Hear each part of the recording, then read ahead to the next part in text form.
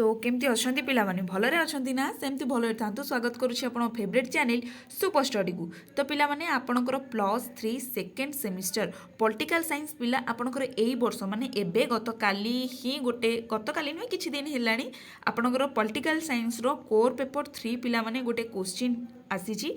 तो से क्वेश्चन टाको देखा एटा हूँ गोटे प्रैक्टिस सेशन जमती भी +2 रे तुम प्रीवियस ईयर क्वेश्चन को प्रैक्टिस करूँ सेमती ये सब प्रैक्टिस कर। ठीक अच्छे तो देखा कौन क्वेश्चन अच्छी कि देला तुम 1 मार्किया 10टा जमती आसवा कथा सेमती आसो। क्वेश्चन देइछि कि आधुनिक राजनैतिक तत्वर जनक रूपे किए परिचित क्या आबे father of modern political theory बोली कही था क्या कही था ना निकोला माकियाभेल को कही था निकोला माकियाभेल को आमे कही था। तापर क्वेश्चन देला कि व्यवहारवादर बौद्धिक धर्मपिता हेउछंती डैश व्यवहारवादर बा बिहेवियरलिज्म किए होउछंती फादर ना चार्ल्स ई मेरियम किए ना चार्ल्स ई मेरियम। तापर जीवा थर्ड क्वेश्चन कौन देला तो देला कि credo of relevance is directly related with dash आम जो क्रीडो ऑफ रिवेलेंस शब्दटी प्रत्यक्ष भाव में क्या सहित जड़ित ना पोस्ट बिहेवियरलिज्म सहित जड़ित क्या सहित ना पोस्ट बिहेवियरलिज्म सहित जड़ित। तापर देला द वेक्स लिवर and capital was written by आपको सब किए द वेज आ लिवर एंड कैपिटल ताकू किए लिखिथिले कहलो ना कार्ल मार्क्स बोली कार्ल मार्क्स लिखिथिले।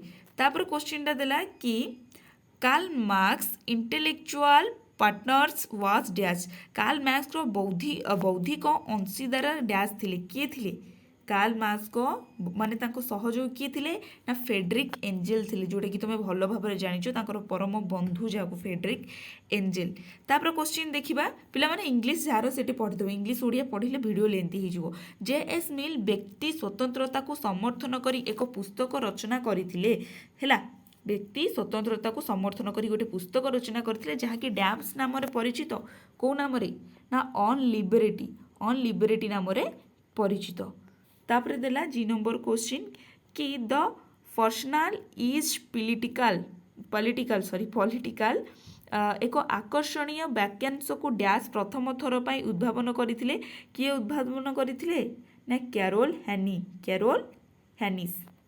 हैनिस केमती स्पेलिंग होबो ना स्पेलिंग होबो CARAL कैरोल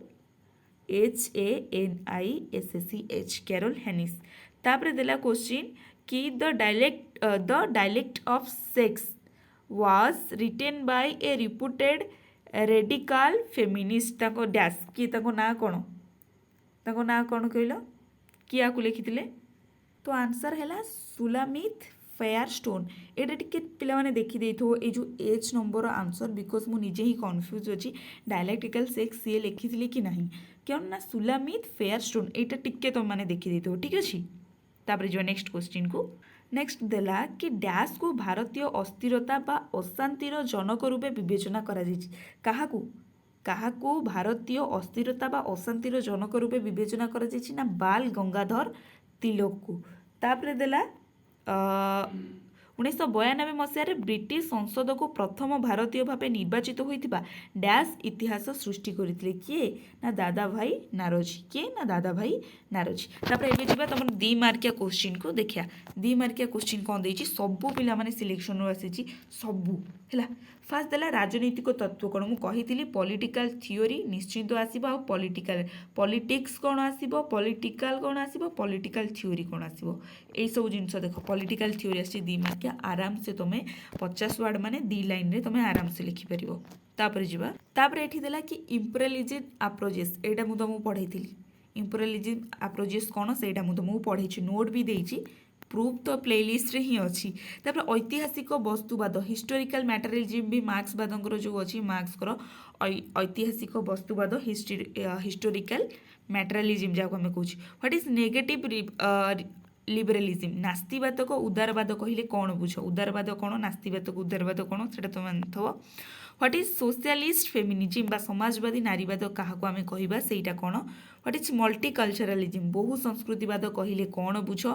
तापर देला what is the difference between George Sorel and George Nagunis George Sorel और जॉर्ज नागुनिस मध्य पार्थक्य कौन एटा टिके मु कन्फ्यूज अच्छी ଏଇଟା ଟିକେ ମୁଁ କନଫ୍ୟୁଜ୍ ଅଛି ମୁଁ ସିଲାବସ୍ରେ ଅଛି କି ନାହିଁ ସେଇଟା ବି କନଫ୍ୟୁଜ୍ ଅଛି ଟିକେ ଏଇଟା ଦେଖିଦେଇଥିବା ଠିକ୍ ଅଛି।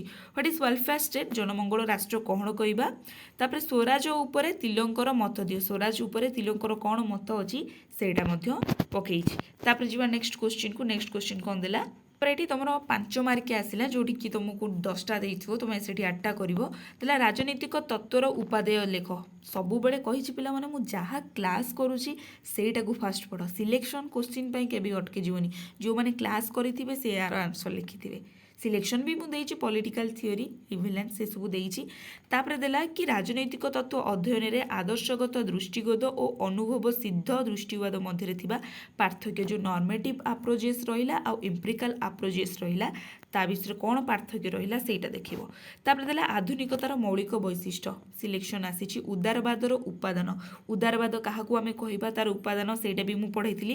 ମାର୍କ୍ସ ଥିଓରି ଅଫ୍ ସପ୍ଲୋସ୍ ଭ୍ୟାଲ୍ୟୁ ମାର୍କ୍ସଙ୍କର ଉଦ୍ବୃତ୍ତ ମୂଲ୍ୟ କହିଲେ କ'ଣ ବୁଝ ଉଦ୍ବୃତ୍ତ ମୂଲ୍ୟ କହିଲେ କ'ଣ ବୁଝ ନା ଯେଉଁଠି ଆମେ ନର୍ମାଲ ଲୋକ ମାନେ ସପୋଜ୍ ଯେଉଁଠି ତୁମେ ଜଣକୁ ଧାନ ଚାଷ ପାଇଁ ନେଇଛ ତାର ମଜୁରୀ 500 ଟଙ୍କା ବଟ୍ ତୁମେ ତାକୁ 250 ଟଙ୍କା ଦେଉଛ ଆଉ 250 ଟଙ୍କା ତୁମେ ରଖୁଛ ହେଲା ସେଇଆକୁ ଆମେ କହିବା ଉଦ୍ବୃତ୍ତ ମୂଲ୍ୟ।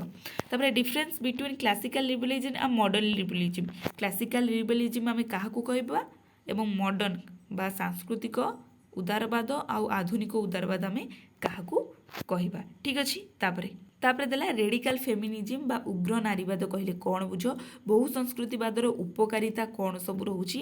ତାପରେ ନାଗରିକତ୍ୱ ଉଦାରବାଦୀ ତତ୍ତ୍ୱ ସେ ଯାହାକୁ ଠିକ୍ ମାରିଛି ମେ ବି ସେସବୁ କରିଛି ନାଗରିକତାର ଉଦାରବାଦୀ ତତ୍ତ୍ୱ କହିଲେ କ'ଣ ବୁଝ।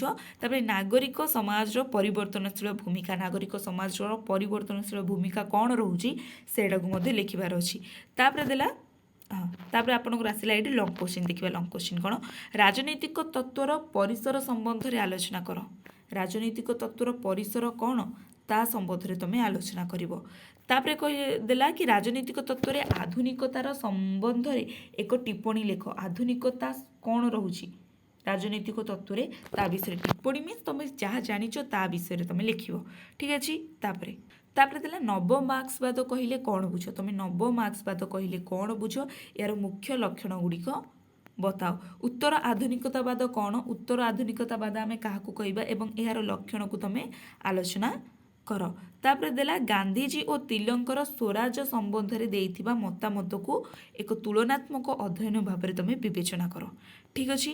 ବହୁତ ଜିନିଷ ଆଦେହରୁ ପଢ଼ା ହେଇଛି ବହୁତ ଜିନିଷ ସିଲେକ୍ସନ୍ ବି ଦେଇଛି ଟୋଟାଲି ଉପରେ କହିବାକୁ ଗଲେ ମୁଁ ତ କହୁଛି ମୋର 90ରୁ 95% ମୋର ସିଲେକ୍ସନ୍ ହିଁ ବାଜୁଛି ଯେଉଁମାନେ ସିଲେକ୍ସନ୍ ଦେଖିଛନ୍ତି ଯେଉଁମାନେ ମୋର କ୍ଲାସ୍ କରିଛନ୍ତି ସେଇମାନେ ହିଁ ଜାଣିଥିବେ। ମୁଁ ସବୁବେଳେ କହିଛି କ୍ୱେଶ୍ଚିନ୍ ସେ ସବୁବେଳେ ଇନଡାଇରେକ୍ଟ ପକାଇବ କ୍ୱେଶ୍ଚିନ୍ ଯାହା ଆସିଥାଉ ଆନ୍ସର୍ ସେଇଟା ଲେଖା ହେବ ଯେଉଁଟା ତୁମେ ପଢ଼ିଛ ରାଇଟ୍ କ୍ୱେଶ୍ଚିନ୍ ଠି ଆମର ମାର୍ଗଲି କ୍ୱେଶ୍ଚିନ୍ ଦରକାର ନାହିଁ ରାଜନୈତିକ ସିଦ୍ଧାନ୍ତ ଦେଖାଇଦେଲା ଆ ପରଟା କ'ଣ ମୋତେ ଆସୁନି ରାଜନୈତିକ ସିଦ୍ଧାନ୍ତ ବିଷୟରେ ମୁଁ ଯାହା ଜାଣିଛି ସେଇଆକୁ ଲେଖିବି।